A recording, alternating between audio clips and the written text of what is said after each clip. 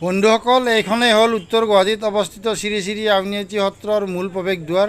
এইখনেৰে আউনীআটী সত্ৰত প্ৰৱেশ কৰিব লাগিব। মই আজি আহিছিলোঁ, আপোনালোকক অকণমান মই দেখুৱাবলৈ চেষ্টা কৰিম আউনীআটী সত্ৰৰ কিছু পৰিৱেশ। এয়াই হ'ল আউনীআটী সত্ৰৰ মূল প্ৰৱেশদ্বাৰ।